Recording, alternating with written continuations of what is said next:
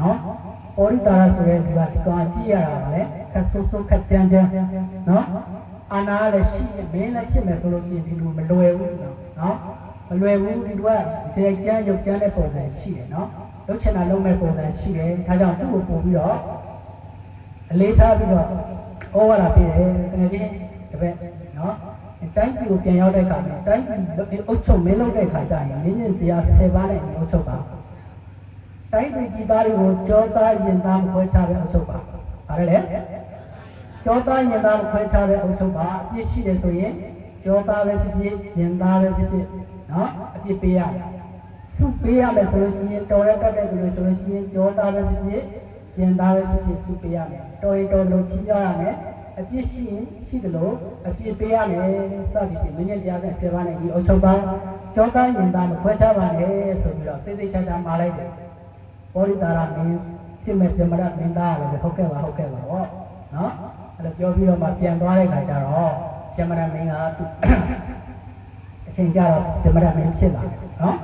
ဥဒ္ဒသောမမင်းကလည်းဥဒ္ဒသောမမင်းဆိုဖြစ်လာတယ်အဲ့ဒီချိန်မှာဇမရမင်းကဘာဖြစ်လဲလို့စားတော့ဒီတဲ့ခါတိုင်းအသားမပါရင်မဖုံးပြီးမစားတဲ့ဖြစ်သားပိုင်စားတဲ့ဟာအသားပါရင်ဘယ်နေစားတာလို့ခေါ်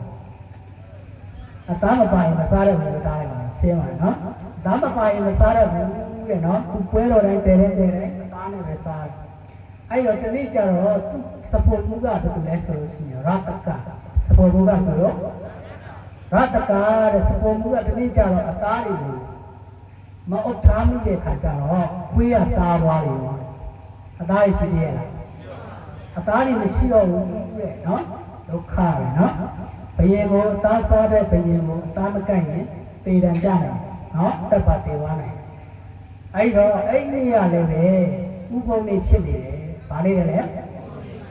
ဥပုံနေဆိုတာကတော့ဘာဥပုံလဲတော့ဘုံလည်းမသိဘူးနော်ပြောချင်တာကအဲ့ဒီခေတ်မှာဗုဒ္ဓဘာသာလားကျန်တဲ့ဘာသာလားမသိဘူးပေါ့နော်သိချာတာကတော့ဒီမွတ်စလင်ဘာသာတို့ခရစ်ယာန်ဘာသာတို့ဆိုတာလည်းဥပုပ်တွေရှိတယ်လေနော်ဥပုပ်တွေရှိတယ်မွတ်စလင်ဘာသာတို့ခရစ်ယာန်ဘာသာတို့ဆိုတာကဒီဗုဒ္ဓဘာသာပေါ်ပြီးတော့မှနေပါ900တောင်ကြမှာပေါ်တာဖြစ်တဲ့အတွက်ကြောင့်လို့သူတို့လည်းမဖြစ်နိုင်နော်ဘယ်ဘာသာလဲတော့မသိဘူးဥပုပ်တွေဖြစ်တဲ့အတွက်ကြောင့်လို့အဲ့ဒီဥပုပ်တွေမှာသားမယောင်းရဘူးဒီမယောင်းရဘူးစသည်ဖြင့်ရှိတဲ့အခါကျတော့သားရှာမရဘူးသားရှာရသေးလားနော်ဦးဇင်းတို့အညာမှာရွာမှာဆိုလို့ရှိရင်ရောမှာဆိုလို့ရှိရင်ဟောရင်တော့ဥပုပ်လေးဆိုလို့ရှိရင်ဥပုပ်ဆောင်သွားကြတယ်လေထဲမသွားကြဘူးညာထဲမသွားကြဘူးနော်ဥပုပ်လေးဆိုစီးပွားမရှာရဘူးနော်အခုတိလိုက်ယူပါတယ်အဲ့ဒီအလေးထားတယ်ဦးဇင်းတို့ရောမှာအခုခုထိလည်းရှိသေးတယ်နော်လူကြီးတွေပေါ့နော်မလိုက်အကုန်လုံးတော့မဟုတ်ဘူးနော်ဥပုပ်လေးဆိုလို့ရှိရင်ဒါလေးကပညာယူရမယ့်အခန်းလေးဖြစ်ပါတယ်ဥပုပ်လေးဆိုရင်စီးပွားမရှာဘူးညာတက်မတက်ဘူးတာမစားဘူးတာမရောဘူးနော်အဲ့လိုဖြစ်တဲ့အတွက်ကြောင့်မလို့အဲ့လိုမျိုးရှိတယ်နော်ဒီမွတ်စလင်တွေခရစ်ယာန်တွေမှာလည်းပဲသူတို့မှာလည်းပဲအဲ့လိုမျိုးသူတို့ဥပုပ်လေးမှာအဲ့လိုမစားမတောက်တာရှိတယ်နော်ဒါလေးကဗာလဲဒီလိုကဓမ္မတွေဒါဗုဒ္ဓဘာသာတွေလေးထားရမယ့်ဖြစ်ပါတယ်သူများတွေဆိုရင်ဒါဆန်ဒေးတိုင်းတောက်ကြနေတိုင်းဒီလိုမျိုးသူတို့ရဲ့အကြောင်းတော်တွေကိုသွားကြတယ်ဒီလိုကဓမ္မတွေလည်းပဲဖိတ်ဥပုပ်နေတိုင်းဥပုပ်စောင့်ပြီးတော့ဒီလိုဒီတာစောက်ကြကြဖို့အရေးကြီးတယ်နော်အဲ့မှာအသားမရတော့သူကဘာကြံလဲဆိုတော့လုံးလုံးလက်နှုတ်ထားတဲ့လူသားကိုသွားပြီးတော့ထည့်ပြီးတော့မှချက်ကျွေးတယ်ဘာသာချက်ကျွေးလူသားကိုချက်ကျွေးတယ်လူသားကိုချက်ကျွေးတဲ့ခါကျတော့ဘုရင်ကြီးကစားကြည့်လိုက်တဲ့ခါကျတော့ကြောပေါင်းကြောရှိတဲ့ကြောတွေထားပြီးတော့မှကြောစိတ်တသိန်းဝင်းချင်းတွေမှာထားတာအရဟတကတူတူလေးမေးရတယ်နော်ဒါဘာသားလဲရှင်မင်းကြီးစားနေကြသားပါပဲမဲသားဆိုတာပဲနော်ရှင်မင်းကြီးစားနေကြသားပါအဲငါ့ကိုမလိမ့်နဲ့တန်လျက်နဲ့မိုးပြီးတော့မှငါ့ကိုမလိမ့်နဲ့ငါသိတယ်နော်ငါစားနေကြသားငါသိတယ်အာတိတာငါဒါမဲလားမဟုတ်ဘူးဆိုတော့ရှင်မင်းကြီးတိုင်လည်းတရားပါလိမ့်မယ်ဒီလိုပဲနော်အသားမရှိတဲ့အတွက်ကြောင့်ဒီလိုပဲကြံစီရပါတယ်ဆိုတဲ့အခါကျတော့ဟုတ်ပြီရဲ့ဝမ်းတာပါဘင်းကြီးကဝမ်းတာလားဝမ်းတာလားဝမ်းတာပါလေနောက်နေ့ကစပြီးတော့ငါစားတဲ့စားကိုမင်းစားငါစားတဲ့အသားတွေကိုမင်းစားငါ့ကိုလူသားတဲ့ချက်ကြီးဘာသာချက်ကြီးခိုင်းတယ်လူသားတဲ့ချက်ကြီးခိုင်းတယ်နော် ဘာလို့လူသားကြိုက်ရလဲဆိုတော့ तू ကရှင်းဘွားတော့ဘလူးတွေဖြစ်ခဲ့လို့လူသားတွေစားခဲ့လို့နော်ကျွန်တော်တို့ကမှလည်းတတိထားနော်အရင်ကဝတ်သားစားတဲ့ဘက်ကိုဒီဘွားဝတ်သားစားနောက်ဘွားလည်းစားအရင်ဘွားအတားမဲသားမစားလို့ဆိုရင်ဒီဘွားလည်းမစားချင်နောက်ဘွားလည်းမစားချင်အဲ့အထုပ်တော့ပါတယ်နော်ရှင်းဘွားရက်တော့ခဲ့တဲ့ဒီဘွားလည်းတော့နောက်ဘွားလည်းတော့ဒီလိုမျိုးသူ့အထုပ်ပါတယ်အရင်တော့မကြက်ခဲ့တယ်ခုလည်းမကြက်နောက်လည်းမကြက်အရင်တော့ကြက်ရင်ခုလည်းကြက်အဲကြောင့်ရှေ့ကကောင်းလို့အခုကောင်းတယ်အခုကောင်းနောက်ကောင်းပါလိမ့်မယ်ရှေ့ကဆိုးလို့အခုဆိုးတယ်အခုဆိုးနောက်ဆိုးပါလိမ့်မယ်နော်အဲကြောင့်ကျွန်တော်တို့ကမှသဘောအဲ့ဒါလေးကိုမှတ်ထားကြအောင်အဲ့တော့လူသားတွေကိုဘယ်လိုချက်ပြင်းမလဲဗျာအဲ့လိုမျိုးရှောက်တာနော်ရှောက်တဲ့အခါကျတော့သူ့ဘာနဲ့ကွာထောင်ထဲမှာလူတွေအများကြီးပဲထောင်ထဲမှာလူနေလားထောင်ထဲမှာလူရှိလားမရှိလားရှိတယ်အဲ့ထဲထောင်ထဲကတော့ဗာလဲအကြည့်ကြီးတဲ့ကောင်တွေနဲ့တက်နော်ထောင်ထဲကလူတွေကြည့်တဲ့လူတွေတယောက်ပြီးတယောက်ချက်တက်လိုက်တာထောင်ထဲမှာတယောက်မှမကြံတော့ဘူးကြံလေးရလားအပြစ်လုပ်တဲ့လူတွေလည်းမရှိတော့ဘူးနော်ထောင်ကျတဲ့လူမှန်သမျှကတမျိုးမီးမျိုးနဲ့သိရဲဆိုတာပဲသတင်းကြားလူဗာလဲအသားကိုဖိတ်စားတယ်ဆိုတာလည်းပဲသတင်းတွေကြားတယ်လူတွေကကြောက်လန့်ပြီးတော့မှဟာပြစ်မှလောက်ကြတယ်ထောင်ထဲမှာလည်းတယောက်မှမရှိတော့ဘူးအဲ့လိုမရှိတဲ့အခါကျတော့ဘာလုပ်လဲဆိုတော့အတပြားထောင်ထုတ်လို့ညိုတဲ့ရွာတွေမှာလိုက်ချတာကောက်တဲ့လူတစ်ခုပဲဆိုထမ်းပြီးတော့တက်တယ်နော်အဲ့မှာနောက်ပိုင်းကျတော့အတပြားထောင်ထုတ်လည်းဒီမှာမကောက်ရကြတော့ကောက်ရကြကြတင်းနေလူသားစားတဲ့သူရှိအဲ့မှာတပြင်းပြင်းနဲ့တိုင်းသူပြည်သားတွေကရထွက်တဲ့လူတွေလည်းတက်စားတယ်ပိုးတဲ့လူတွေလည်းတက်စားတယ်အဲ့လိုတည်င်းတွေကပြည့်တဲ့ခါကျတော့တိုင်းသူပြည်သားတွေကစူပူကြတယ်ရှင်မင်းကြီးတိုင်းပြည်မှာတော့လူသားစားတဲ့သူတွေရှိနေပြီနော်လူသားစားတဲ့သူတွေရှိနေပြီအဲ့ဒီတော့အဲ့ဒီကိုဖမ်းပေးပါဒီကြီးကတုတ်တုံးမှမလုပ်ဘူးတရားခံအဖြစ်ပဲလေဟုတ်လားတုတ်တုံးမှမလုပ်မင်းတို့ကိစ္စမင်းတို့ရှင်းဖို့မင်းတို့ကမင်းတို့လုပ်ကြငါ့ကိုပါလို့လာပြောနေနော်အဲ့လိုပြောတော့တိုင်းပြည်သားတွေကဘသူ့ကိုတိုင်နေဟောလုပ်ပါလေဘသူ့ကိုပြောကြလဲဆိုစစ်သူကြီးကိုပြောကြတယ်ဘသူပြောလဲစစ်သူကြီးကိုပြောတဲ့အခါကျတော့တဲ့စစ်သူကြီးကအဲ့မှာဒီအဆောင်ချက်တွေနဲ့စောင့်ပြီးတော့ဖမ်းတဲ့အခါကျတော့ရတ္တကကိုပြီးတယ်ဘသူ့ကိုပြီးလဲအတန်တွေတိုးနေကြားဘူးလားဘသူ့ကိုပြီးတော့ရတ္တကကိုပြီးတယ်ရတ္တကကိုပြီးတော့အဲ့မှာအဲ့အောင်နဲ့ဒီသားတွေမင်းစားလာတာဟုတ်ပါဘူးအဲ့လိုသူစားတာပြင်ကြီးစားတာကြောက်လို့ပြောရတာနော်အဲ့တော့အားဆိုရင်ပြင်ကြီးရှင်းမှာငါတို့ဒီတိုင်းပြောရတယ်ဆိုတော့ဟုတ်ကဲ့ပြောပါမယ်ပေါ့မိရဒါကြောက်လာတဲ့အတွက်ကြောင့်မလို့အစည်းအဝေးတွေခေါ်ပြီးတော့မှပြင်ကြီးကိုမေးတယ်ပြင်ကြီးကလည်းဉာဏ်ဟုတ်တယ်ငါအတွက်လုပ်ပေးတာလည်းဘာဖြစ်လဲဘာဖြစ်လဲငါအတွက်လုပ်ပေးတာပဲပြင်ကြီးကမကြောက်တော့အခက်တူပဲဝန်ခံတယ်မလိမ့်ဘူးအဲ့တော့စစ်သူကြီးကပုံမြင်ပြောပြနော်အရှင်မင်းကြီးရဲ့လူသားကိုမစားပါနဲ့ဇက်တူသားကိုမစားပါနဲ့ဇက်တူသားကိုစားလို့ရှိရင်ဒုက္ခရောက်တယ်နော်ပုံပြောပြဟောရှိတော့ဟာအာနန္ဒာ၅ကြီးဆိုတာရှိတယ်နော်ဇန်ရရဲ့တိတ်ကပြောပြလို့တဲ့နော်အဲ့ဇက်တော်လေးနော်အာနန္ဒာ၅ကြီးဆိုတာရှိတယ်အဲ့ဒီအာနန္ဒာ၅ကြီးကရေကြီးကိုစားတယ်ဘာစားလဲရေကြီးကိုစားတယ်ဒီနေ့မှာရေကြီးထဲမှာ၅ပါဘာပါလားငါပါလာတဲ့အခါကျတော့ကောင်းလိုက်တာပေါ့ငါ့ကိုကြိုက်ပြီကောင်းလိုက်တာဘာလဲဆိုပြီးတော့ထွေးထုတ်ကြည့်လိုက်တယ်ငါမှန်းသိသွားအဲ့ချင်းကနေစပြီးတော့ငါးတွေကိုလည်းဖန်စားတယ်ငါချင်းချင်းနော်အဲ့ဒီအာနန္ဒာငါးကြီးကလည်းဘယ်လိုရှိလဲဆိုရင်နဲ့ရှင်စနာနဲ့ရှင်ပြီးတော့ဒီတောင်ကြီးကိုပတ်တယ်သူ့အမေကိုသူပြန်တွေ့ရတယ်နော်အာနန္ဒာငါးကြီးကဘယ်လိုရှိလဲဆိုတော့အဲ့တော့ငါးကြီးကိုဆိုင်နဲ့ဒီနေ့ကျတော့တဲ့သူ့အမေကိုသူပြန်ပြီးတော့မှတခြားငါးပဲဆိုပြီးတော့ကတ်ချက်စားပြလိုက်အမှအင်မတန်မှငါကျင်တဲ့ဝေဒနာတွေကိုခံစားရတယ်။နောက်ထပ်ငါးတွေကလည်းပဲတွေးနေတာတွေးတဲ့အခါကျတော့သူ့အမိကနေစားလိုက်တာတခါလေအယိုးပဲကျန်တယ်။ဘာပဲကျန်လဲ။အယိုးပဲကျန်တယ်။ဒါကြောင့်အရှင်မင်းကြီးရဲ့ဇက်တူသားကိုစားပါရဲ့။ဇက်တူသားစားလို့ရှိရင်ဒီလိုဒုက္ခမျိုးတွေကြုံရတယ်တဲ့။နော်။အဲ့တော့အရှင်မင်းကြီးကလည်းပြန်ပြောလဲဆိုတော့ဟဲ့မင်းမပုံပြင်းနေပြောတတ်တာကငါလည်းပဲပုံပြင်းပြောတတ်တယ်။နော်။မင်းကြီးကဘာပြောလဲဆိုလို့ရှိရင်တဲ့ဟိုးဒီလိုကသူ့မနာရဲ့သားဆိုတာသားလေးတယောက်ရှိတယ်အဲ့ဒီသူ့မနာရဲ့သားလေးကဒီရသက်တရားမြောက်ကျောင်းကနေပြီးတော့မှတပြေသီးသပြုတ်တပြေသီးဆိုတာနော်တပြေသီးကိုရလာတဲ့ခါကျတော့ဒီကလေးလေးကငိုပြီးတော့တောင်းတယ်စ ပြေတီးကိုငိုပြီးတော့တောင်းတော့ရစ်ကပေးလိုက်ကလေးလေးကိုပေးလိုက်အဲ့ကလေးလေးကတပြည့်ပြေတီးစားပြီးကလေးကတပြေတီးပဲလိုက်တောင်းတယ်အဲ့ရစ်ကြတဲ့နောက်ကိုကြွလာအဲ့တော့တပြေတီးစားလို့စားရလို့ဆိုစိတ်ကြဖြစ်ပြီးအဲ့ကလေးကသေရောကလေးမသေဘူးလားကလေးကသေရောအဲ့လိုလေငါလည်းပဲလူသားစားရင်သေလိုက်တယ်မရဘူးအဲ့လိုပြောတယ်နော်အဲ့တော့စိတ်ကူကြီးကနောက်ကဘာပြန်နောက်တော့ပြန်ပြောတယ်စိတ်ကူကြီးကပုံမြင်လေးတွေကြာမှတ်တော့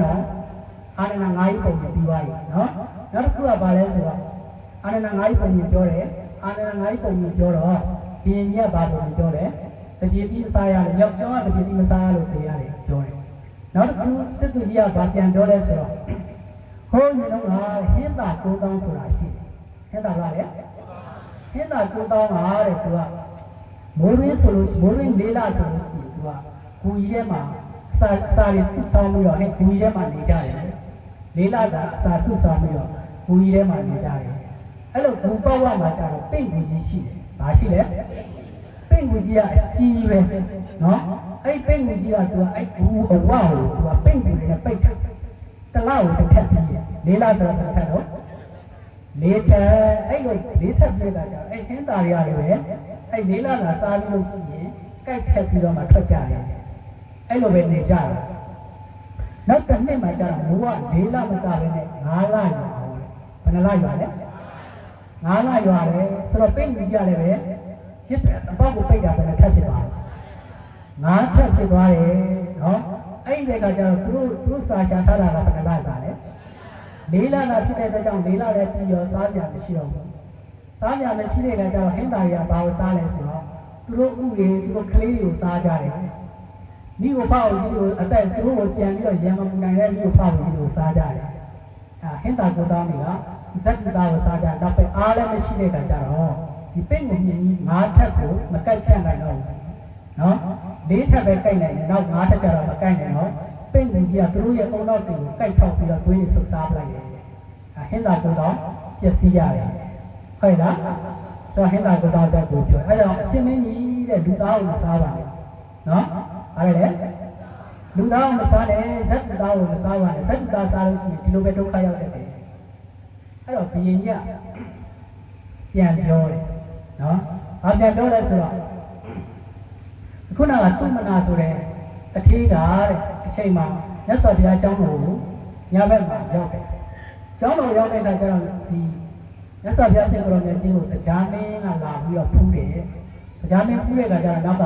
နတ်သမီးတွေပါဘာတွေပါလာလဲနတ်သမီးတွေပါလာအဲ့မှာသူနတ်သမီးကိုတွေ့သွားတယ်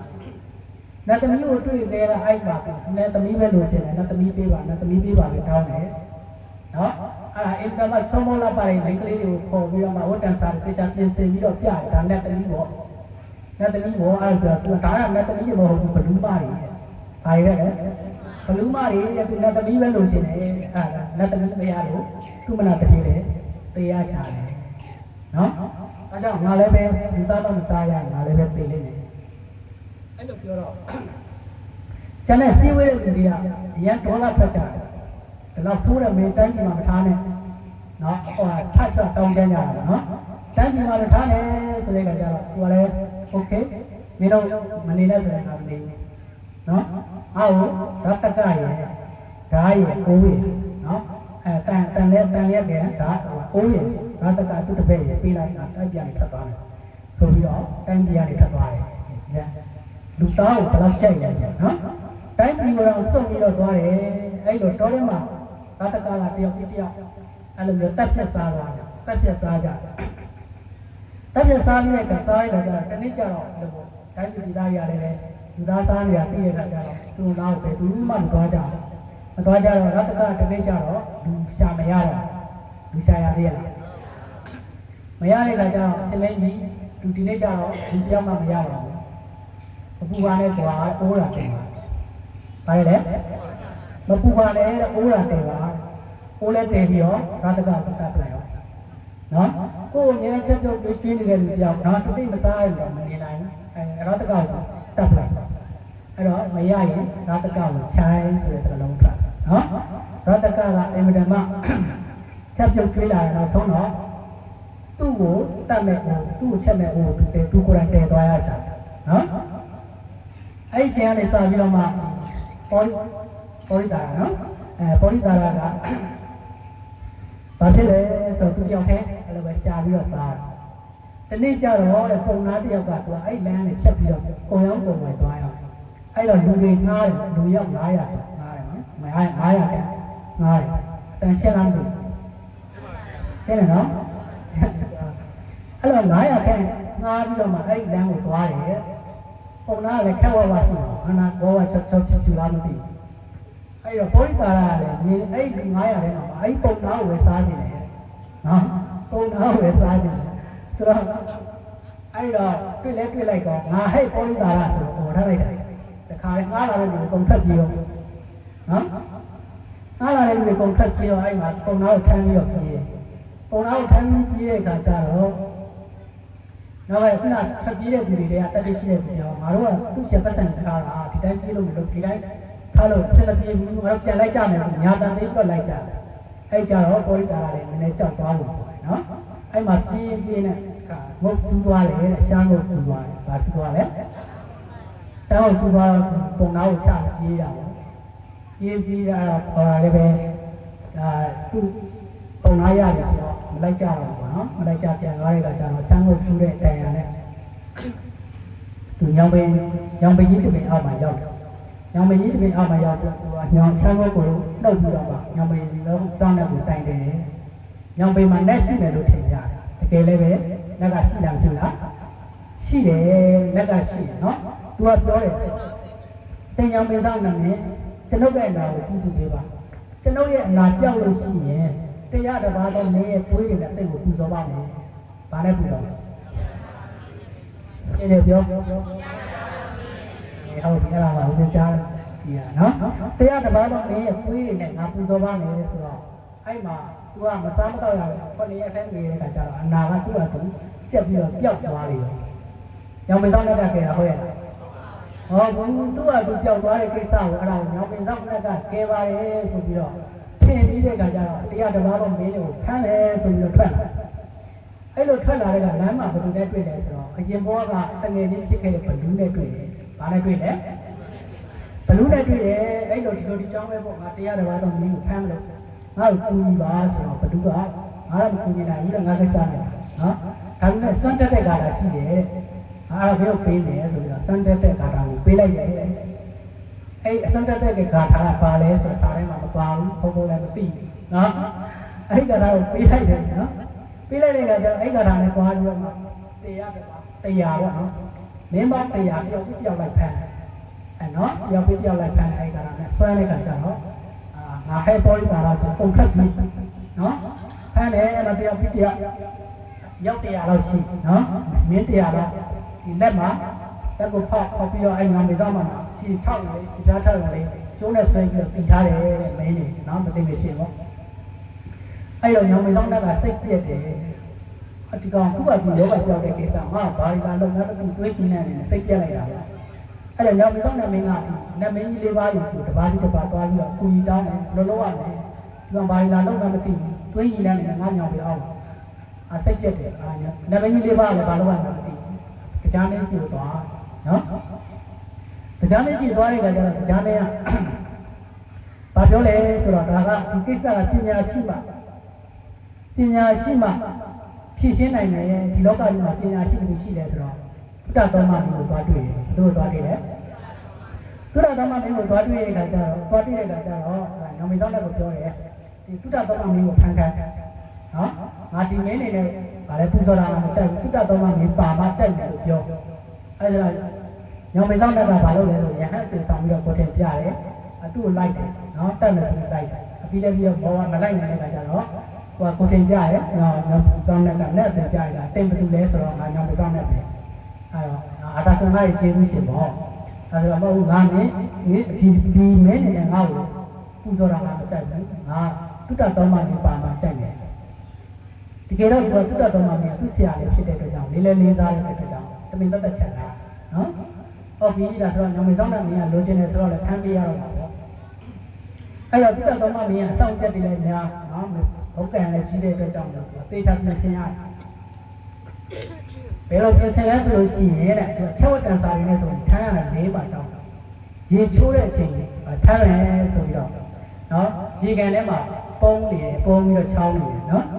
အဲ့လိုသုဒ္ဓသုံးပါးမင်းကလည်းဒီရေစင်းမင်္ဂလာရေချိုးမင်္ဂလာပါလေခေါ်နော်ခေါင်းစင်းမင်္ဂလာ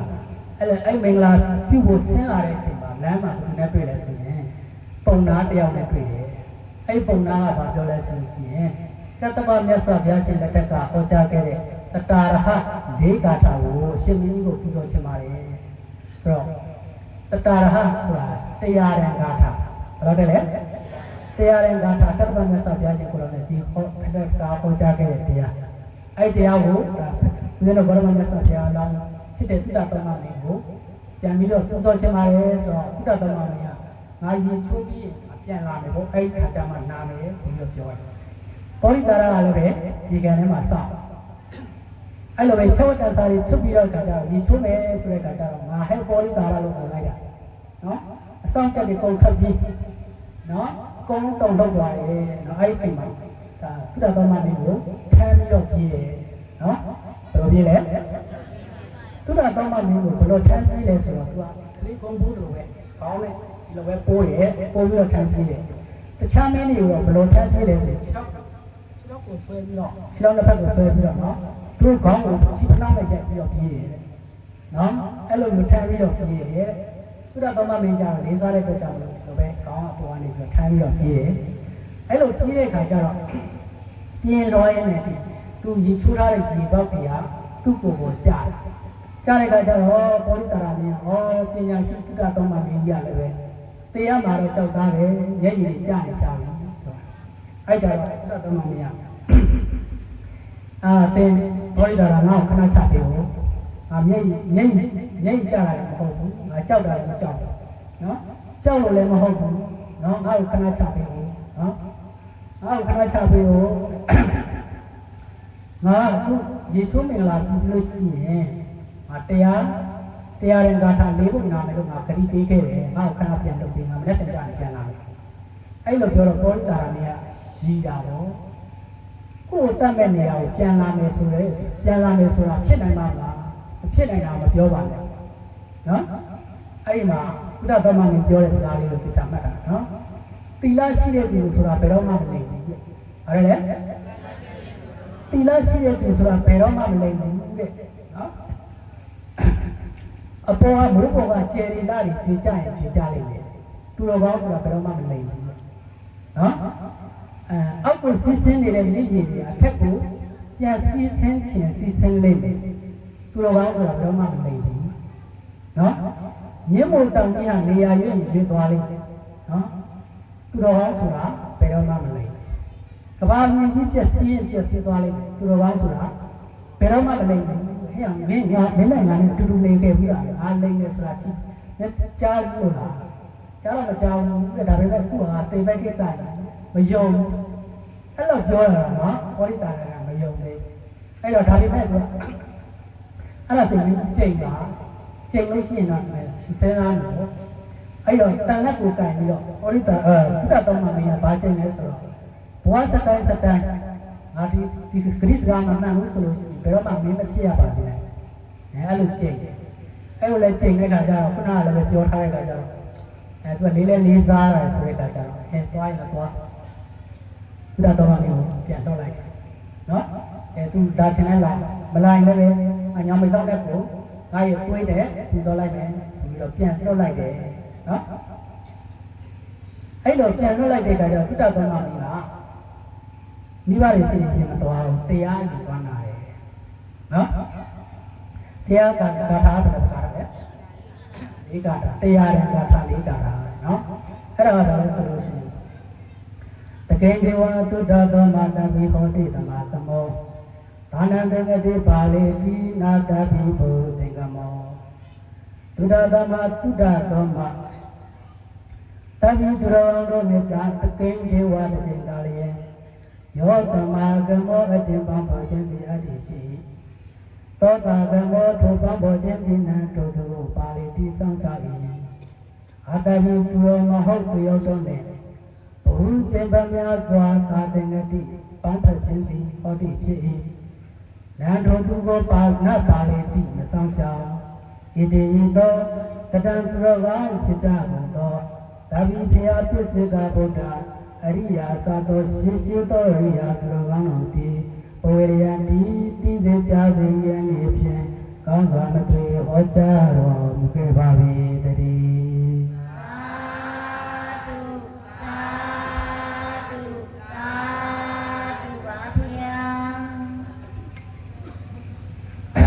အဲ့ဒါနံပါတ်1ကထား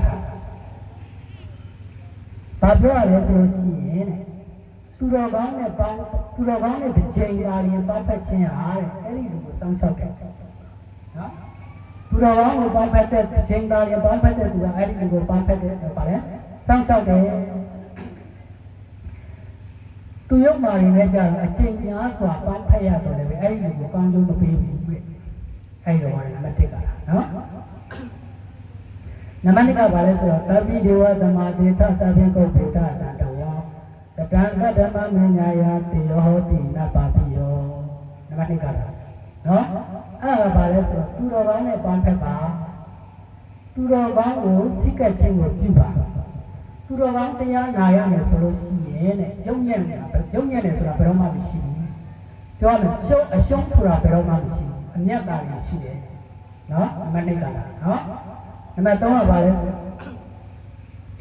ဇီရဏိဝေရသရတာသုစိတာထောတရိရံပိစရဥပေတိတတေသဓမ္မောနာစရဥပေတိတံတော်ဝေသပိဘဝေယံတိသုစိတာသံသံကျေကျေပြုလိုအပ်ကုန်သောရာဇရထမင်းကြီးယထာတို့သည်ဝေစင်စေဧကံအမှန်အားဖြင့်ဇီရဏတိဆွေမြေယိုရင်ပြည့်စည်ခြင်းတို့ရောက်ကြရလေကုန်၏တတော်ထုံမတပါအရိယာမိမိ၏ခန္ဓာကိုယ်ရှိသည်လည်းပဲသရံဘုံမီရောပြည့်စည်ခြင်းတို့သရံဒီရောက်ကြရလေကုန်၏စပြည့်စည်ဒီမှာတပါမပြည့်စည်သည်ကိုဆိုရန်တတံသောကောင်းတို့၏ဓမ္မမဖွနိဗ္ဗာန်ဓမ္မကံဟုဆရာတော်တရားတော်မြတ်ပြီးသရံဘုံမီရောရင်ပြည့်စည်ခြင်းတို့နာဥပေတိမကရနိုင်ပေဣတိဤသို့တန်တော်အရိယာဖြစ်ကြကောင်းသောဘုရားရှင်စေတဗုဒ္ဓသူတော်ကောင်းတို့သည်ဘဝရန်တိသိစေကြစေယနေ့ဖြင့်ကောင်းစွာလည်းဟောကြားတော်မူခဲ့ပါ၏တည်း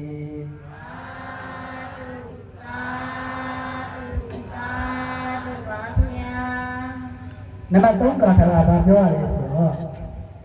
ဆန်းဆန်းကြဲကြဲပြုလုပ်ထားတဲ့မင်းစည်းယထာတွေနော်မင်းစည်းယထာတွေဟာတဲ့တနေ့ကြရင်ကိုမင်းယူရင်းပြည့်စည်ခြင်းတို့ရောက်ကြရတယ်ပြည့်စည်ရတယ်အဲ့ဒီလိုပဲဦးဇင်းတို့ကာရကမတွေဦးဇင်းတို့ခန္ဓာကိုယ်ကြီးဟာလည်းပဲကိုမင်းယူရင်းပြည့်စည်ခြင်းတို့ရောက်ကြရတယ်နော်အဲ့လိုပြည့်စည်တဲ့တရားရှိတယ်မပြည့်စည်တဲ့တရားလည်းရှိတယ်နော်မဖို့နိဗ္ဗာန်ဓမ္မကံကိုခေါ်တဲ့စေတံတော်သူတော်ကောင်းတရားတွေကတော့ဘယ်တော့မှအုံမင်းယုံရင်ပြည့်စည်ခြင်းတို့ရောက်တယ်ဆိုတာမရှိဘူးတဲ့နံပါတ်3ကနော်မှတ်ပြီနော်နံပါတ်3ကနံပါတ်4ကဘာလဲဆိုတော့အပင်စတူတွေပတဝိစတူတွေဘာရံသမုဒ္ဒတတရာဟုတူတွေဆိုတဲ့အဲ့ဒီကာထာဘာပြောလဲဆိုသိကြမယ်နော်ကောင်းကင်နဲ့မြေကြီးဟာဝေးတယ် The sky is very far from the earth နော်ကောင်းကင်ဟာမြေကြီးကနေဆိုရင်အရန်ဝေးပါတယ် The earth is very far from the sky နော်ကောင်းကင်ဟာလည်းမြေကြီးကနေဝေးတယ်မြေကြီးကနေလည်းကောင်းကင်ကနေပြီးတော့ပို့ပြီးတော့ဝေးပါတယ်အဲ့ဒီဝေးတာချက်သူတော်ကောင်းတရားနဲ့မသူတော်ကောင်းတရားကပို့ပြီးတော့ဝေးတယ်မှန်လားနော်ကောင်းကင်နဲ့မြေကြီးဝေးတာချက်မြေကြီးနဲ့ကောင်းကင်ဝေးတာချက်သူတော်ကောင်းတရားနဲ့မသူတော်ကောင်းတရားပို့ပြီးတော့ဝေးတယ်ဘာမှမဆိုင်ပါဘူးတခြားစီတယ်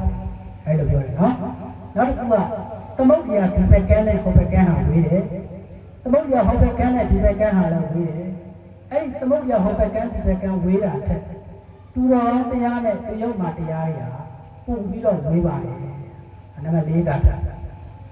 အဲ့ဒီတရားကိုလည်းနားလိုက်ရရောနော်သုတ္တသမမယအင်မတန်မှသဘောကျအတိတ်ပဲကိုလည်းအင်မတန်မှနားလေသိရှိသွားနော်နားပဲတော်ကြရင်တလန့်နေတာနော်အဲ့လိုအများကြီးမြင်သွားတဲ့အတွက်ကြောင့်မလို့တရားကိုအင်မတန်မှ မှဝမ်းမြောက်တယ်ဘယ်လောက်ထိဝမ်းမြောက်တယ်လဲဆိုလို့ရှိရင်ဒီတိုင်းပြည်ကြီးကိုတော့ပေးလိုက်ခြင်းနဲ့နော်အားပေးလိုက်ခြင်းနဲ့ဒါပေမဲ့ဒီလူကြည့်လိုက်တဲ့အခါကျတော့ဒီလိုမျိုးဘောကံကံပါနဲ့ပြည့်စုံတဲ့သူမဖြစ်တဲ့အခါကျတော့နော်တိုင်းပြည်ကြီးကိုဒီလိုလူထဲကိုဝါကွန်အပ်နိုင်တယ်ပေါ့နော်တကယ်လို့သူကဘောကံကြီးမားတဲ့အင်မတန်မှတော်ရတတ်တဲ့လူဆိုလို့ရှိရင်တိုင်းပြည်ကြီးကိုပါသူကပေးလိုက်ခြင်းနော်အဲ့တော့သူကတိုင်းပြည်တော့မပေးဘူးဒီကာတာတွေကဘယ်လောက်တန်တယ်လို့နေတယ်နော်အဲ့တော့သူကဒီကာတာတွေတစ်ခါဟောရင်တစ်ခါထားကိုတရားရတယ်နော်အရင်တော့ကတရားနော်တစ်ခါထားကိုတရားရတယ်ဆိုတော့ပြောတဲ့ကဒါဆိုလို့ရှိရင်10ဆတစ်ခါထားကို1000ပေးမယ်ဆိုပြီးတော့4000ပူဇော်လိုက်ပါလေဓမ္မပူဇော်နော်တော့ရပါတော့ဆိုတော့တရားရင်ကာထာတွေဘာကာထာဖြစ်သွားလဲ1000နဲ့ကာထာကျွန်တော်တို့ကမှဒီကာထာလို့ကျလို့ရှိရင်ဒီကိစ္စမှာလာယူရပါတယ်နော်1000နဲ့ကာထာတွေဖြစ်သွားတယ်အဲ့ဒါပြီးတော့မှသုတ္တသုံးပါးမင်းကမိဘတွေစီကိုသွားမိဘတွေစီကိုသွားတဲ့အခါကျတော့ဒီလိုဒီကြောင်းပဲပောရိတာရထမ်းထားတယ်ထမ်းခံတယ်လွတ်လာတယ်တရားနာပြီးတော့1000ပြီးပေးလိုက်တယ်လို့ပြောလိုက်တဲ့အခါကျတော့အဲ့ဒီမိဘတွေကဘယ်လိုမိဘလဲတော့မသိဘူးနော်အားပြောလဲဆိုတော့ပောရိတာရမင်းကလွတ်လာတာကိုမပြောဘဲနဲ့နော်အဲ့ဒီအကြောင်းကိုမမေးဘဲနဲ့ဘာခုနက1000ပေးလိုက်တာ4000ပေးလိုက်တာဘာလို့လောက်ကြီးပေးလိုက်တာလဲအဲ့လိုမျိုးပြောတယ်နော်အဲ့လိုမျိုးပြောတယ်သူကအစံကိုဖြုံးတီးတယ်မပေးတဲ့လူကတော့များတယ်နော်အဲ့လိုပြောတယ်အဲ့မှာလည်းပြတာတော့အမင်းပြောတဲ့စကားတွေအင်မတန်မှတန်ဖို့ရှိတယ်အဲ့ဒါလည်းမတောင်းနော်အဲ့ဒါဘာလဲဆိုတော့ဥစ္စာပစ္စည်းတို့ပြင်တိုးပွားတာကိုသူမလိုလားဘူးနော်မနေ့ကဆရာတော်ဟောတာပါလေရတဲ့သူပဲမဖြစ်ချင်ဘူးလေတူတဲ့သူပဲဖြစ်ရပါလို့ဒီမနေ့ကဆရာတော်ဟောတာသမိတ်လားနော်အဲ့ဒါလေးဒီမှာဒီဟိုတာကြောက်ရဘာပြောလဲဆိုလို့ရှိရင်သုတ္တသုံးပါးကဘာပြောလဲဆိုရင်ပစ္စည်းဥစ္စာတို့ပြင်တိုးပွားတာကိုမလိုလားဘူးပညာတို့ပြင်တိုးပွားတာကိုလိုလားတယ်နော်ပညာတွေတစ်ခုသိရတာကိုပြီးတော့ဝမ်းသာတယ်နော်ဘာဥမာဘာနဲ့တွေ့လဲဆိုရင်သမုဒ္ဒရာဟာရေဖြစ်မရောက်ရဲတယ်လို့သမုဒ္ဒရာရေဖြစ်ရောက်ရဲလားသမုဒ္ဒရာကြီးကဘလောက်ပဲကျင်ရေဘလောက်ပဲပြည့်မြစ်တင်မြေချောင်းနဲ့ဘလောက်ပဲလာသမုဒ္ဒရာကြီးကမဆက်တော့ဘူးဆိုတာမရှိဘူးကြိုက်တယ်လို့လားဆိုတော့သမုဒ္ဒရာကြီးဟာနော်သမုဒ္ဒရာဟာရေဖြစ်မရောက်ရဲတယ်လို့ငါဟာလည်းပဲပညာဖြင့်ဘယ်တော့မှမရောက်ရဲဘူးပညာရသိနေရတာသူကဝမ်းသာတယ်ပြောတယ်လောကကြီးမှာပညာသိရတာအကောင်းဆုံးပဲနော်လွတ်မြောက်တယ်ဆိုတော့သစ္စာလေးပါးကိုသိတာပညာပဲနော်ပညာဟာအမြတ်ဆုံးပဲဒီတော့ကမှတရားနာတယ်ဆိုတာပညာရအောင်တာနော် what to listen for တော့နော်တရားဘာလို့နာလဲ to know or to understand နော်နားလည်ဖို့သိဖို့နာကုသိုလ်ရအောင်နာလို့အဲ့လိုမျိုးမဟုတ်ဘူးကုသိုလ်ရအောင်နှောင့်နဲ့အကျင့်နဲ့နော် to understand or to know သိဖို့နားလည်ဖို့တရားနာနော်ကုသိုလ်ရအောင်လူလုံးတက်မဟုတ်ဘူးနော်အဲ့လိုနားလည်မှသိမှလွတ်ရဘာလွတ်ရမှာဘာကလွတ်ရမှာတန်တရားကလွတ်ဒုက္ခကလွတ်နော်အဲ့တော့ငါဟာသမုဒ္ဒရာဟာရှိဖြစ်မရောက်ရဲတယ်ထင်းဟာလည်းမီးဟာလည်းထင်းဖြစ်မရောက်ရဲတယ်လို့မီးဆိုတာလာတဲ့ထင်းတွေတောင်းပါပဲငါလောင်တာများတယ်ကွာမလောင်တော့ဘူးဆိုတာမရှိလာတဲ့ထင်းတွေအကုန်လောင်ပါပဲ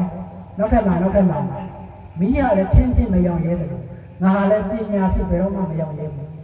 အဲ့လိုပြောတယ်ပြောချင်တာကပစ္စည်းဥစ္စာကိုတန်ဖိုးထားပညာဝဲတန်ဖိုးထားပညာဝဲလို့လားနော်အဲကြောင့်ဘုရားတော်ကမှဒီနေ့ဆိုရင်တရားနာတယ်ဆိုတာနားလည်ဖို့သိဖို့ဒါပညာရတယ်နော်အဲ့လိုမှတ်ထားမယ်အဲ့လိုပြောတယ်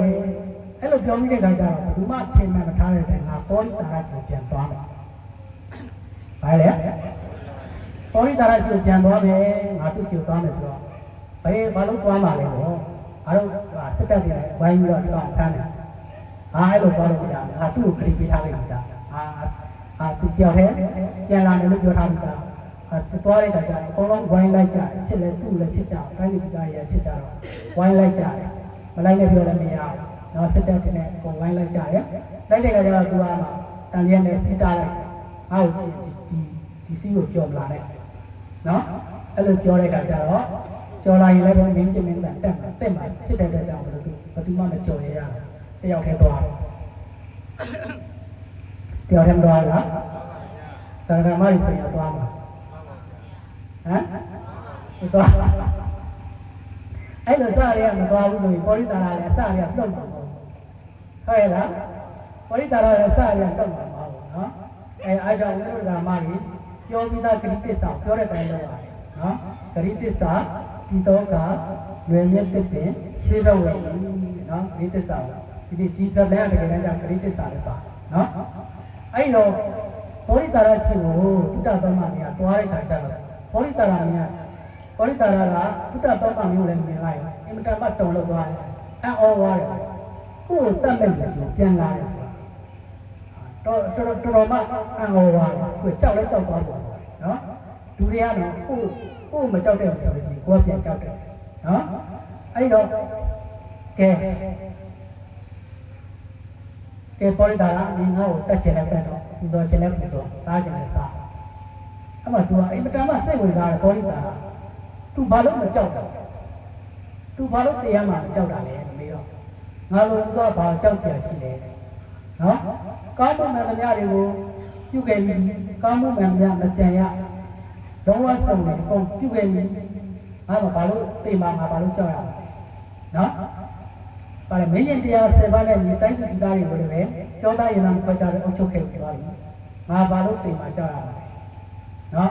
အလှတန်းတွေကိုလည်းပဲပို့ရှံနေအောင်ထူခဲ့ပြီးသွားပြီတီလာတွေကိုလည်းစောင့်ကြည့်ခဲ့ပြီးသွားပြီငါဘာလို့ကြောက်ရမှာလဲအဲ့လိုမျိုးပြောတယ်အဲ့ဒါလည်းပဲပေါ်ရိတာကများတယ်သူခုနကတရားတဲ့ဂါထာကိုနာခဲ့လို့မကြောက်တာလည်းဖြစ်ရမယ်နော်တရားတဲ့ဂါထာကိုအဲ့ဂါထာကိုစိတ်ဝင်စားပေါ်ရိတာနော်အဲ့ဒါသင်မင်းဒီဂါထာလေးကိုသူ့ကိုဟောပါသူ့ကိုဟောပါဆိုတော့သူတော့မင်းကဘာပြန်လို့ဆိုမင်းနဲ့ဒီတရားနဲ့တန်လို့လားမင်းလိုလူလိုက်ကဒီလိုတရားတွေနဲ့တန်ရဲ့လားအဲ့လိုပြောတဲ့အခါကျတော့သူကဘာပြောလဲဆိုတော့လူတွေဆိုတာတရားနာရမှတူကောင်းတာမကောင်းတာသိမှာပေါ့ပေါ်ရိတာကတရားတောင်းတယ်နော်ပြန်ပြောတယ်လူတွေဆိုတာတဲ့ကောင်းတာမကောင်းတာကိုနာရမှတာသူတော်ကောင်းတရားကိုနာရမှတာကောင်းတာမကောင်းဘူးဆိုတော့သိမှာပေါ့သူလည်းပဲဒီတရားကိုဟောရင်သူလည်းလူကောင်းဖြစ်သွားမှာပေါ့အဲ့လိုပြောတယ်နော်ဒါတော့မှသူကမင်းကဒီမိုက်ပဲဒီတရားတွေနဲ့မတန်ဘူးဆိုတော့သူပြန်ပြောသေးတယ်ဗာပြန်ပြောလဲဆိုတော့အတင်မင်းကသာဒီမိုက်တဲ့ကိုယ်တတ်မဲ့နေအောင်ပြန်လာတာအတင်မင်းကြီးရဲ့ရဟောလေ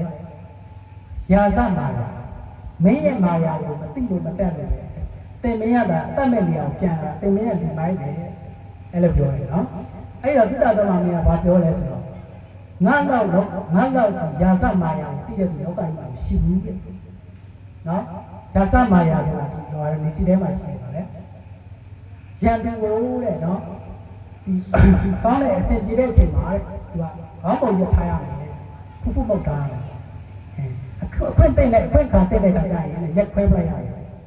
သူကမင်းရဲ့မာယာတွေဆိုတာရန်သူနဲ့ပတ်သက်လာရင်ကောက်ကြည့်ရတယ်ဆင်းလဲရတယ်ရက်ဆက်ရတယ်ဒီလိုမျိုးမာယာတွေရှိအဲ့ဒီမာယာတွေကငါလောက်ခုတဲ့ဒီလောကမှာရှိဘူးတဲ့ဒါပေမဲ့အဲ့ဒီဟာတွေကငရဲသွားနေတာကငါအဲ့ဒါမျိုးမလုပ်ဘူးအဲ့တော့ငါသစ္စာရှိတဲ့ဂရိတီအရှင်မင်းသစ္စာရှိတဲ့ဂရိတီတော့ပါအဲ့ဒီသစ္စာဂရိကဘာလို့ရတာလဲအခုတော့ငါတက်လို့တရားရမှာအဲ့ဒီသစ္စာဂရိတီလို့ရှိရင်နောက်ဆုံးလိုက်ပဲထိရောက်တယ်အဲ့လိုမျိုးပြောတယ်နော်အဲ့ကြောင့်အဲ့လိုပြောတဲ့အခါကျတော့ဟိုကခုန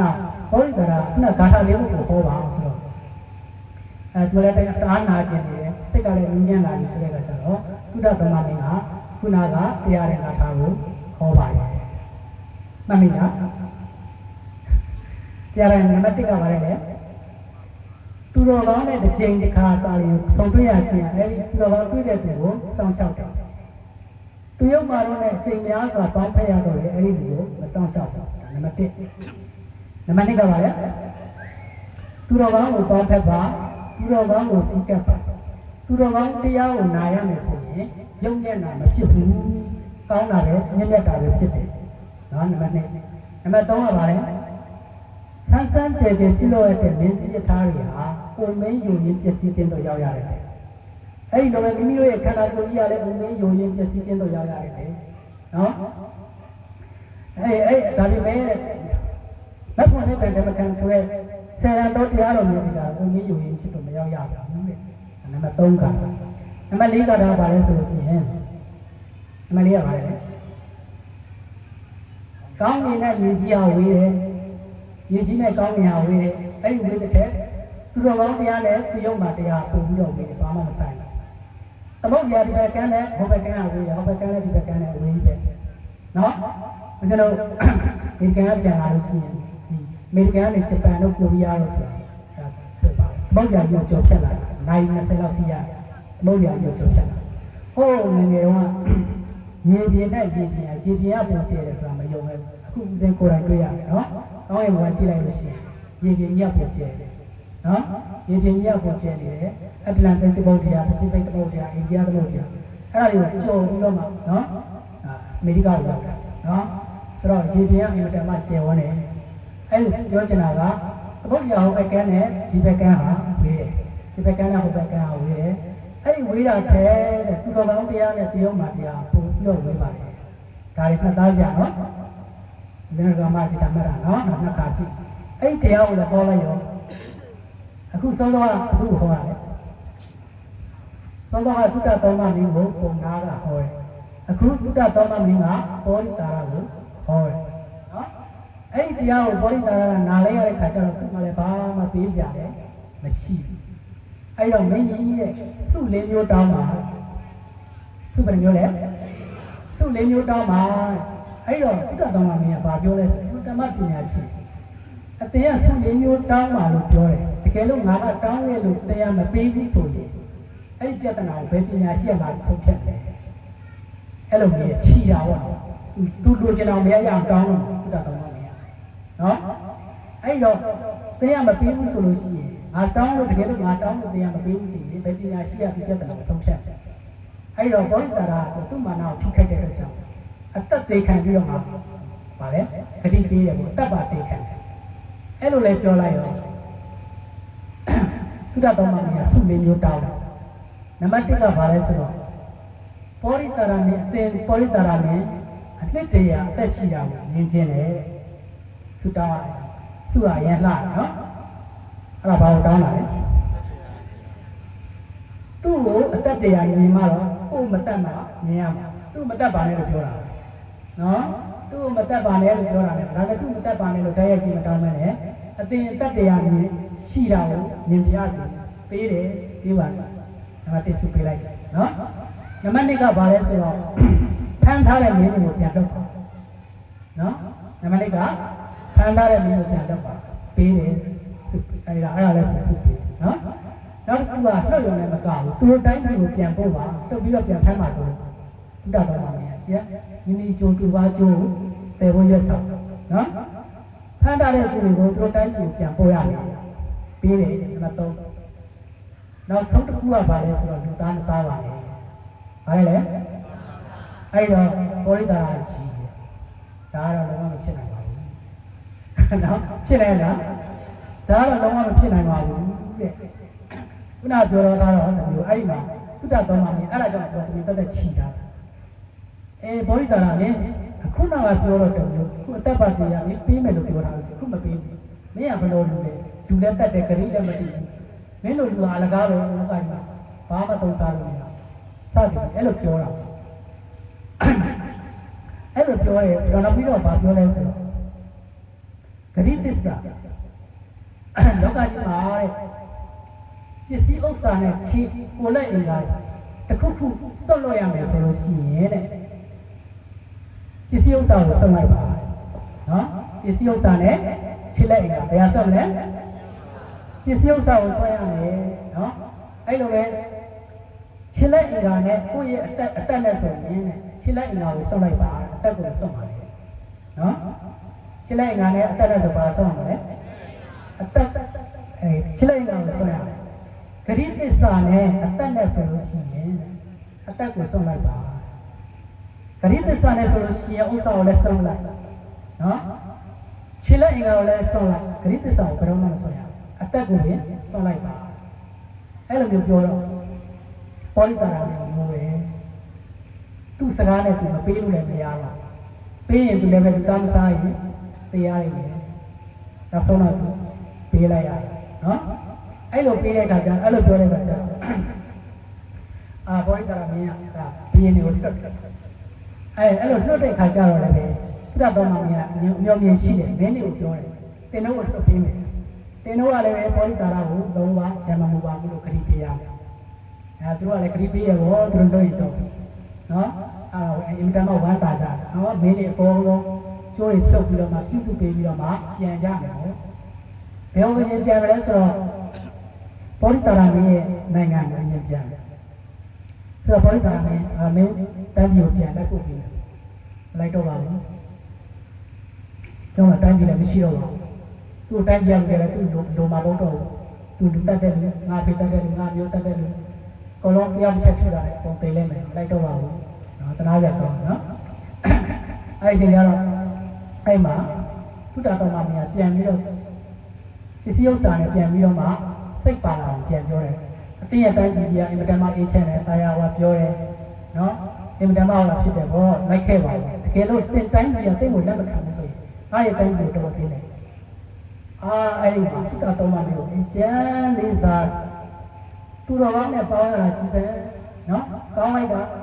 နော်ဘယ်တော့ကောင်းလဲဆိုကောင်းတဲ့တရားတွေလည်းနားရတယ်ဒီလိုမျိုးသူတော်ကောင်းတဲ့တရားသူတော်ကောင်းနဲ့ပေါင်းရတဲ့တက်တောင်လို့ဒီလိုမျိုးတွေဖြစ်တယ်သူတော်ကောင်းမှမရဲ့ပုံပါအရင်ကျေးဇူးတင်နော်ဒီစံလူရတကဆိုတဲ့လူမိုက်နဲ့ပေါင်းလိုက်တဲ့ကြောင့်လို့အဲ့မှာသူ့မှာလူမိုက်ချင်းဖြစ်ရတယ်ဆိုပြီးတော့အိမ်မတန်မှအဲ့လိုဝမ်းတာအဲ့လိုမျိုးတိုင်းပြည်ကိုသွားကြတဲ့ခါကျတော့တိုင်းပြည်ကလည်းပဲပေါ်လိတာရာကိုပြန်လာတယ်ဆိုတော့ဒါတွေပြစ်ထားကြတယ်နော်သူမှဝင်မပြီးဘူးအပြည့်နဲ့လည်းတုဒ္ဒတော်မင်းကသူပါလာတယ်လို့အကြောင်းကြားလိုက်တဲ့ခါကျတော့တုဒ္ဒတော်မင်းပါတဲ့အတွက်ကြောင့်မလို့တရားဖွင့်တယ်တရားဖွင့်ပြီးတဲ့ခါကျတော့ဘာလို့လဲဆိုတော့တုဒ္ဒတော်မင်းအဲ့မှာသူ့ရဲ့ဒီတရားတွေသာသမီတွေစက်တူကြီးတွေကိုတရားဟောတယ်နော်အဲ့မှာလည်းနှစ်သားကြာနေလိုက်ပါနော်မိဘဖောက်ကိုမဆောင်ရှောက်တဲ့မဆောင်ရှောက်တဲ့မင်းတိုင်းသူကြီးသားတွေကိုမဆောင်ရှောက်တဲ့မင်းဟာမင်းမျိုးနော်ခုနသူသားဖြစ်နေတာမလားသူသားဖြစ်နေတော့မိဘကျေးဇူးကိုမသိတဲ့သူမိဘဖောက်ကိုမဆောင်ရှောက်တဲ့သူနှိပ်စက်တဲ့သူဆိုတာသာသမီမင်းမျိုးအဲ့လိုပဲယောက်ျားကိုမျိုးသားကိုမကြောက်တဲ့နော်ယောက်ျားတွေကိုမကြောက်တဲ့အမျိုးသမီးဟာလည်းအမျိုးသမီးမျိုးတဲ့နော်အဲ့ဒီမှာပါတယ်နော်အဲ့တော့ဆရာမိဘတွေကိုမလေးစားတဲ့သူတွေကလည်းသာသမီမျိုးစသဖြင့်အဲ့လိုမျိုးပြောတယ်အဲ့လိုမျိုးဟောတယ်စစ်သူကြီးဆိုတာလည်းပဲရင်လုံးကဒီပေါ်လိတာကိုခံခဲ့တာအဲကြောင့်မဖြစ်ရတားဆိုလည်းသူဝေခဲ့လို့နော်အဲ့လိုမျိုးဟောတဲ့အခါကျတော့ခိတ္တတော်မှမင်းဟောလိုက်တော့အကုန်လုံးလက်ခံတဲ့အခါကျတော့ပေါ်လိတာမင်းဟာဘယ်ရင်ပြန်ပြီးတော့ဖြစ်တယ်နော်အဲ့လိုဇလန်းကတော့ဒီလောက်ပဲနော်အဲ့ဒီချိန်ကနေစပြီးတော့မှတုတ္တတော်မှမင်းကမဟာတုတ္တတော်မှမင်းဆိုပြီးတော့မှနာမည်ကြီးရဲ့နော်အဲ့ကြောင့်ကျွန်တော်ဇလန်းကတော့ဒီတရားကတော့ဒီဇလန်းကတော့ဒီလောက်ပဲစမှာပါလေဒီဇလန်းကိုစပြီးတော့ဖြစ်ပေါ်လာတဲ့အကြောင်းကအင်္ဂုလိမာလာကြောင့်နော်အဲ့ဘောဓိတာရမင်းကအင်္ဂုလိမာလာနော်ဘောဓိတာရမင်းကဖြစ်လေအင်္ဂုလိမာလာသုတ္တသမမင်းကပြော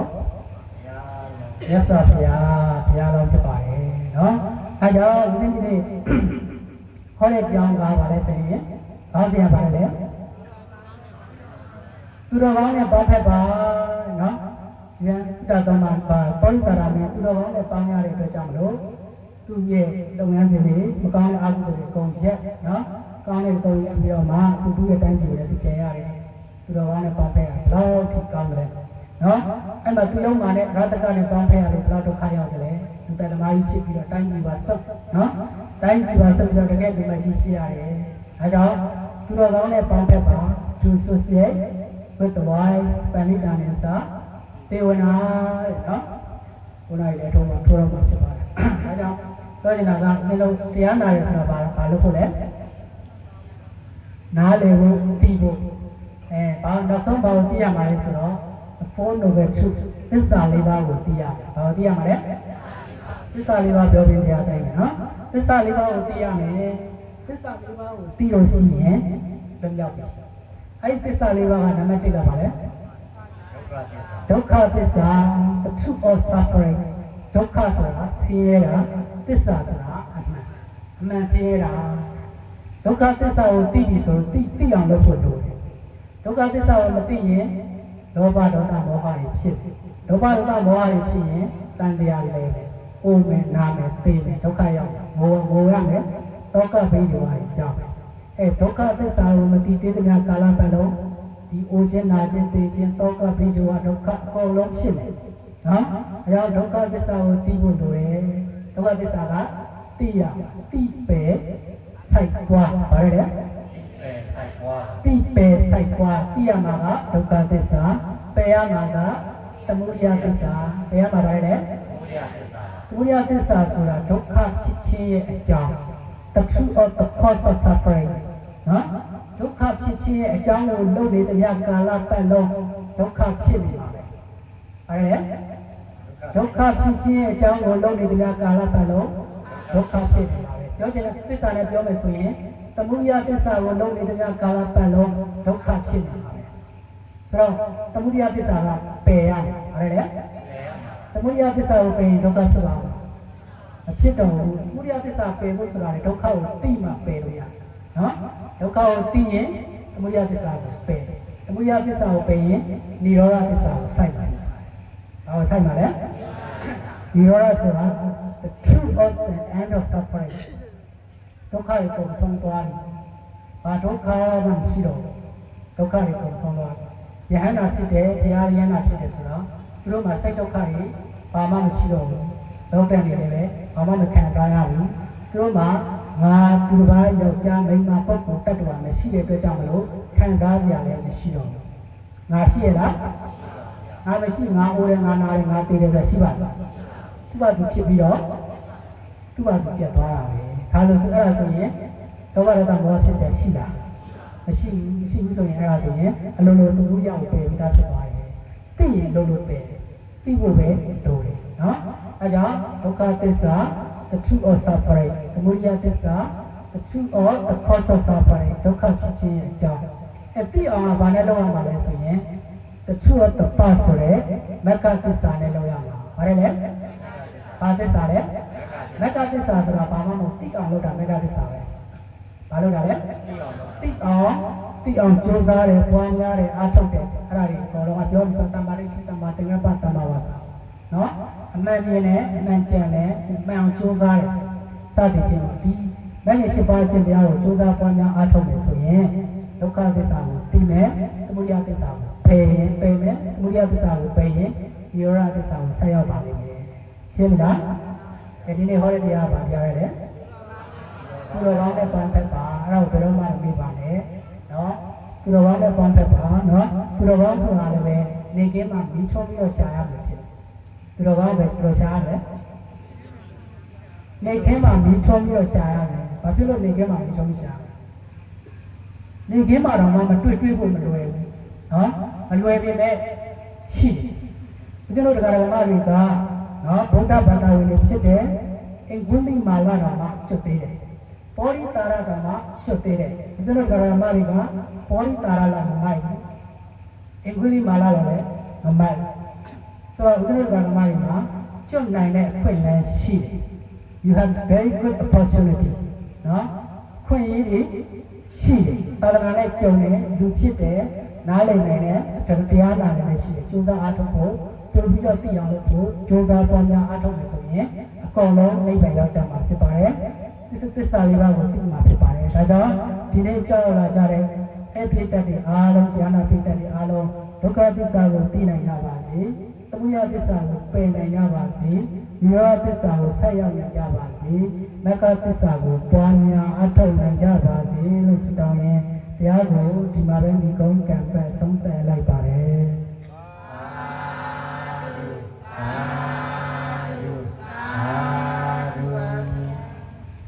သဇာတသတယံတုတံတုတုမေကလာ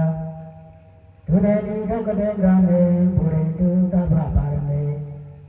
သဇာတဗ္ဗမုဇိကုမကုဋ္ဌေတ၌ကျော်သောဆံရတ္တဝါဟုတများတို့သည်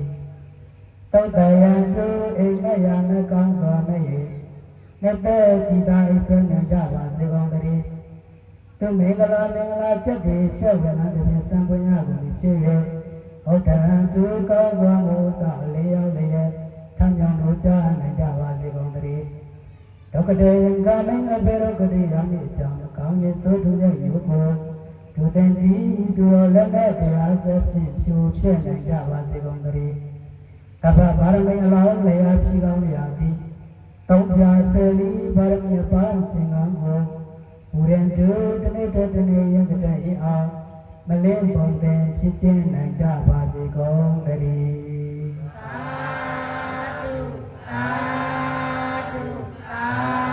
ဓုပါဗျာအစီအစဉ်ရအာရဒါနလူရှင်များအားဘုသူမှတ်တမ်းတော်များချီးမြှောက်ရန်ဖြစ်ပါသောကြောင့်ကျွန်တော်များအာရဒါနလူရှင်များကိုဖိတ်မှန်တကားပြုပါမယ်ခင်ဗျာ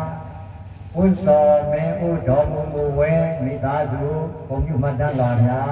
လက်ခံနိုင်ရန်အတွက်ကြွရောက်ပေးပါရန်ဖိတ်မှန်တကားပြုပါပါတယ်ခင်ဗျာဥစ္စောမေဥတော်မူမူဝဲမိသားစုဘုံပြုတော်များလက်ခံနိုင်ရန်ကြွရောက်ပေးတော်မူပါ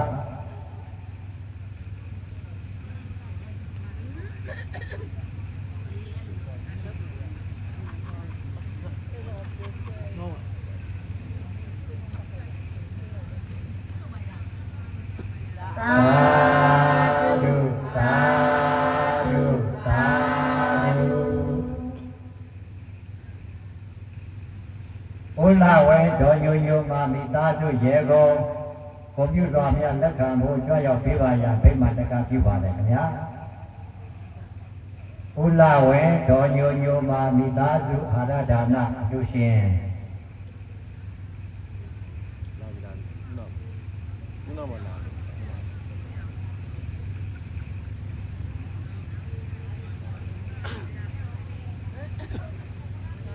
သာဓုသာဓုသာဓု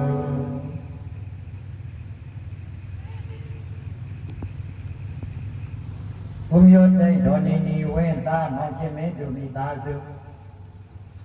ဘုမျိုးမှတ်တမ်းတော်လက်ခံနိုင်ရန်ကြောက်ရောက်ပေးဖို့ဖိတ်မှန်တကားပြုပါတယ်ခင်ဗျာ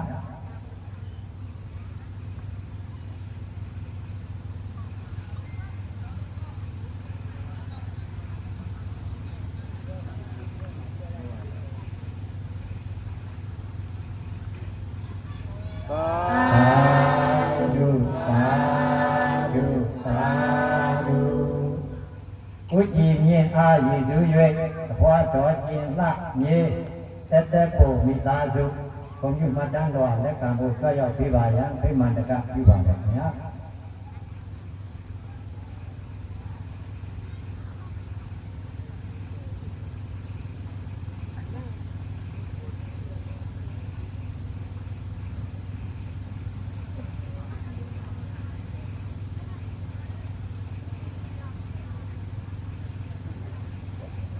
မြင်ပါရမယ်အဲ့ဒါ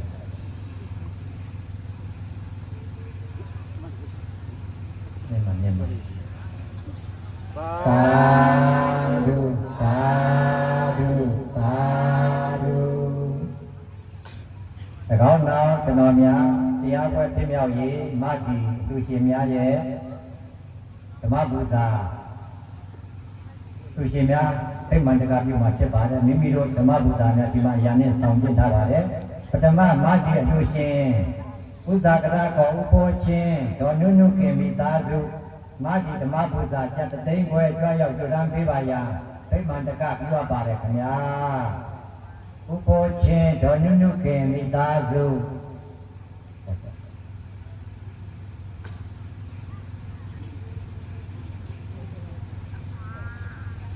မတ္တိဓမ္မပူဇာကျက်တသိန်းခွဲဖြစ်ပါတယ်သာဓုသာဓုသာဓုမှတ်တမ်းဂုဏ်ပြုစွာချီးမြှင့်ပေးဖို့ဖြစ်ပါတယ်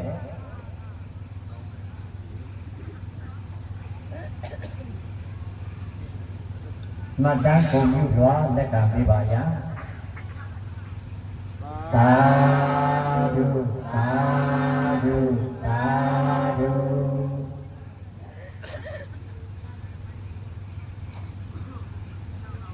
ဒုတိယမတ္တိအလူရှင်မိခင်ကြီးဒေါ်ဝင်းအားအမှုထား၍ဥဇောဦးဒေါ်တင်တင်ခိုင်သာမောင်မြန်သောမောင်ဖြိုးမြတ်ကျော်မိသားစုပဏိယကွယ်လေးလံဓမ္မပူဇာကျက်သိန်းခွဲလာရောက်လူရန်ပေးပါရန်ဖိမှန်တကပြုပါပါတယ်ခင်ဗျာ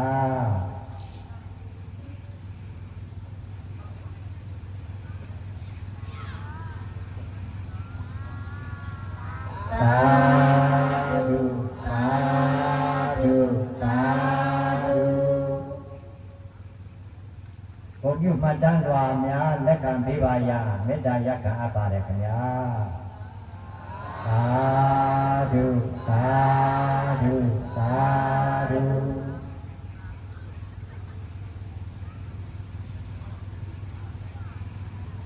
၎င်းနောက်တတိယမတ္တိအလူရှင်အမေရိကန်နိုင်ငံအေမြို့ဝါတတော်ကွယ်လွန်သောဘာသောဥသူမောအားရည်သူ၍ဒေါ်ကင်နှင်းတွင်မိသားစုဓမ္မပူဇာကျက်သိန်းခွဲလာရောက်လူရန်ပေးပါရမေတ္တာရပ်ခံဖိတ်ကြားအပ်ပါတယ်ခင်ဗျာ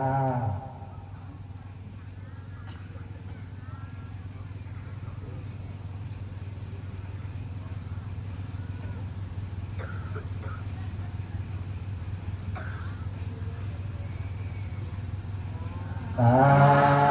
ဓုသာဓုသာဓုဘုံပြုစွာများလည်းပဲလက်ခံပေးပါရန်ပန်ကြားအပ်ပါတယ်ခင်ဗျာသာဓုသာ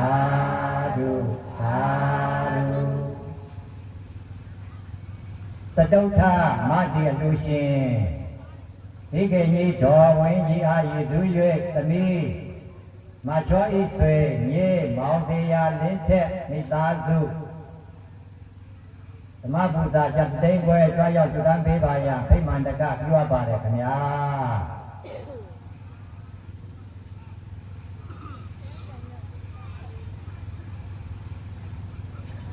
သာဓုသာဓုသာဓု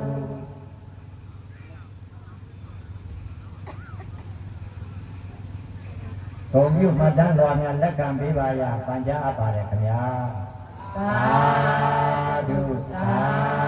ဓုသာဓုပင်စမမတ္တိအလူရှင်မြတ်စွာဘုရားတော်ဘုရားရဲ့ယဟန်မေတော်ကြီးများအဖွဲ600ခွဲ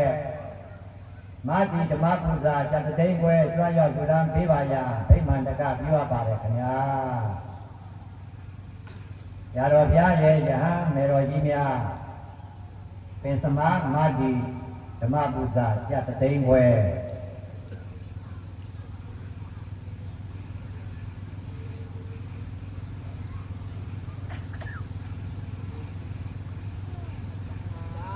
သာဓုသာဓုသာဓုဘုံပြုမှတ်တမ်းစွာများလက်ခံပေးပါရပန်ကြားအပ်ပါတယ်ခင်ဗျာ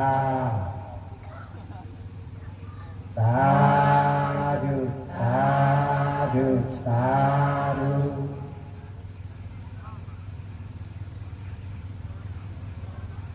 သတ္တမမတ္တိအလူရှင်ယောမြို့ဦးဝင်းမောင်ဒေါ်ဝိုင်းစိန်မိသားစုယောမြို့မတ္တိငွေသတ္တမမတ္တိငွေပြ2သိန်းဓမ္မပူဇာကြွားရောက်လူရန်ပေးပါရဖိမှန်တကပြုပါတယ်ခင်ဗျာ2သိန်းကျဖြစ်ပါတယ်ဗျာသာဓုသာဓုသာဓုဘုံပြုမှတ်တမ်းတော်များလက်ခံပေးပါရပန်ကြားအပ်ပါတယ်ခင်ဗျာသာဓုသာဓုသာဓုအမှတ်3ရပ်ွယ်သမစက်ကြမျိုးသမီးများညစဉ်ကြ9000နဲ့ဓမ္မမိတ်ဆွေ2ဦးကကျပ်1000စီကျပ်1000စီကျပ်9000ဓမ္မပူဇာကြွားရောက်လူရန်ပေးပါရဖိမှန်တကပြုပါတယ်ခင်ဗျာအမျိုးသမီးများအဖွဲ့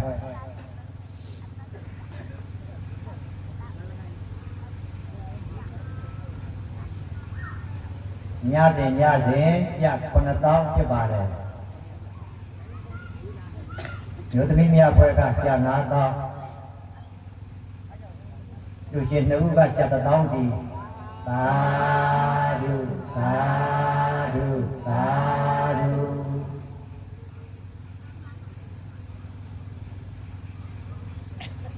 ယနေ့ညဓမ္မပူဇာစုပေါင်းဓမ္မပူဇာကြ4သိန်းစုပေါင်းဘယ်လောက်လဲ14သိန်း2000ဖြစ်ပါတယ်ဗျာအဲ့ဒီဓမ္မပူဇာကြ4သိန်းတို့တော်ဆောင်များအဖွဲ့လူရတက္ကဘေးပါယပန်ကြားအပ်ပါတယ်ခင်ဗျာသာဓုသာဓုသာဓုယနေ့သတုထမြောက်ညရားပွဲဖြစ်မြောက်ရေးတွေကုသိုလ်ကောင်းမှုသုစုရရနဲ့ဓမ္မပူဇာယနေ့ညသုစုပေါင်း14သိန်း2000ကျလူရပူဇော်ပါတယ်ဗျာကုသိုလ်ကောင်းမှုသုစုရေစက်သုံးချမြတ်သားများဘေးဝေကြီးဖြစ်ပါတော့ရောက်ရေစက်ချတရားချင်းမြင့်ပြပါရာခြေတော်တော်ဥက္က၍ပြောက်ထားပါတယ်ဗျာ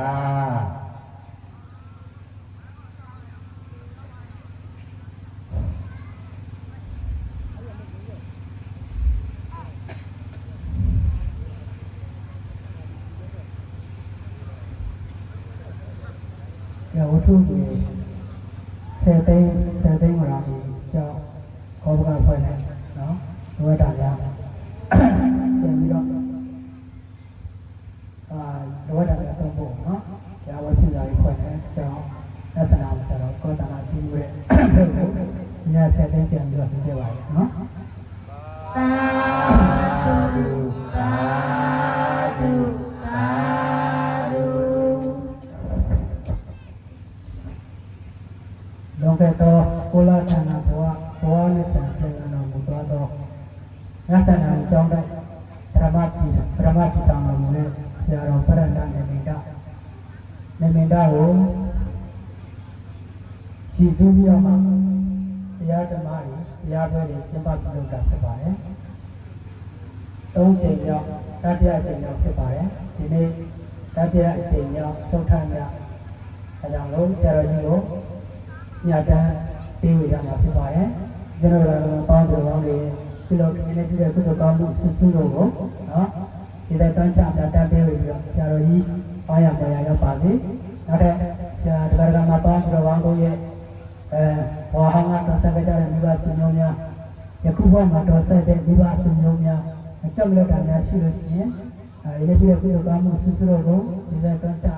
များတန်းပေးဝေကြပါတော့။အာမလိုက်ဆိုရှင်တရားတတိတော်ဒီတော်ဘာလို့ဒီဘုရားကြောက်ပြဒီယောဂရမဝေကွာရှင်လို့ရဲ့အာမချမ်းသာကျက်ပြင်းမင်္ဂလာသာရုံးနဲ့ဒီတော်ပါစေခြင်းအကျိုးငါလကလုံးစုံသောသံတရားဝိသင်္ပါမသံဃာပါရခြင်းအကျိုးငါလကရဏကောဓမ္မနိတကွာနဘာသောလာမြတ်တို့ကိုကောင်းကောင်းယုတိစွာခံယူသောက်ကြပါကုန်၏ရှင်ဘုရားဤသို့ယနေ့ယခုဒီတန်ရသောနာကုသိုလ်သောက်ရသောနာကုသိုလ်သာနာရသောမတဝနာကုသိုလ်ကံစေနာရောဤအဖို့ဘာကအန္တညကိုအမိယဖာဆရာသမားဘုရားမိတ်ဆွေဘုရားနာဘုရားနာလမ်းဆောင်နာရက်ွယ်ဆောင်နာဘုရားနာတန်ဆောင်နာအာမရောဆောင်နာငရေတနေဓမ္မမင်းဒီတနေသိရှင်မင်းနတ်တို့တနေဇာမင်းတို့အားသထား၍သုတတောအာလုံးသောမြတ်ဗမာသတ္တဝါပေါင်းတို့သည်ဒီတော်တို့နှင့်